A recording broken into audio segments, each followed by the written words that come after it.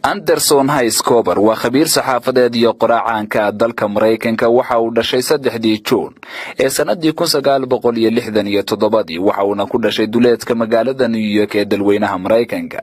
Mr. Cooper waxa uu wax ku bartay kuna barbaaray dalka Mareykanka marka laga yimaado mihnadiisa saxaafadeed iyo tiisa qoraanimo waa shakhsiga ugu caansan dunida ee dhinaca dadka isku jinsiga ah ee iskuursada. Mr. Cooper waxa uu muddo ka badan 20 sanadood u aaminsanaa in rag iskuursan karo. Anderson Cooper waxa uu ku soo shaabaxay kadib markii uu noqday wariyihii ugu horeeyay dunida ee shaaca ka qaaday inuu yahay waxa reer galbeedku ugu yeedhaan geyga ama ragga iskuursada.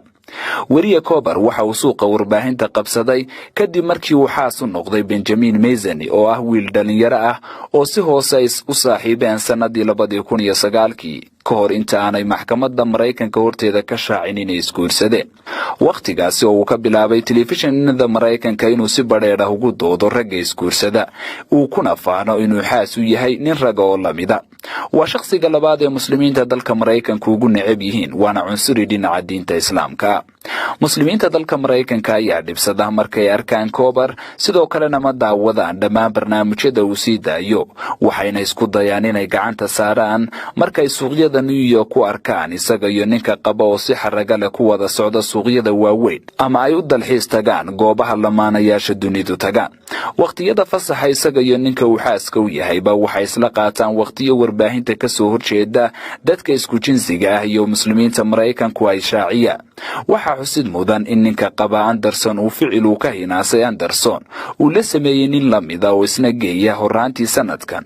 warbixin dheer oo lagu daabacay wargeyska Daily Mail ayaa soo bandhigtay sida uu uga hinaasay Mr. Cooper ficilkii uu sameeyay ninka qaba. Anderson Hayes Cooper waa shakhsi mamnuuc ka ah in ka badan 14 wadan oo muslim ah oo ay ka mid yihiin wadamada ugu waaweyn dunida Islaamka sida Sacuudiga, Imaaraadka, Qatar, Kuwait, Malaysia, Iran iyo wadamo kale oo mamnuucay in suxufigan la qaba uu yimaado caalamka Islaamka.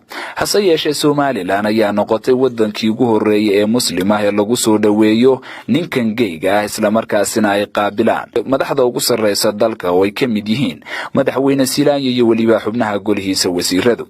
inkasta oo aanay caddayn sababta uu Cooper oo ku caanbaxay inuu fidiyo aragtida dadka isku jinsiga ah ee iskuursaday iyo inuu lacag ku bixiyo sidii dad badan oo dunidana looga dhigi lahaa gey uu u yimid gudaha Somaliland, haddana waxaa la sheegay inuu barnaamij ka diyaarinayo dugsiga boardingka ee Abarsa Tech oo uu leeyahay nin Mareykan ah waxna lagu baro dhalinyaro rag iyo dumar oo reer Somaliland.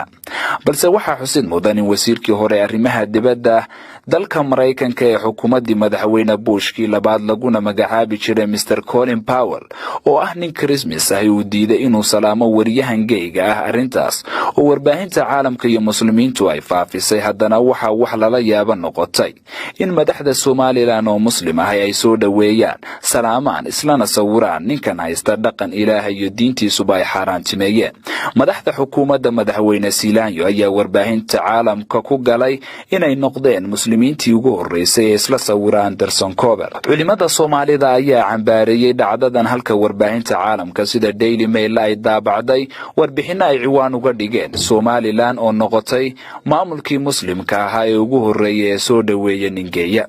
isku soo wada duuba warbaahinta Somaliland ayaa aad u faaqidaysa toddobaadkan suxufiga geyga ee Somaliland ku sugan maaha markii ugu horeysay ee qof faafiya dhaqanka dadka isku jinsiga iskuursada lagu arko gudaha Somaliland. hore waxa uu timi Hargeysa haweenay u ololeysa arrimaha dadka jinsiga ee iskuursada.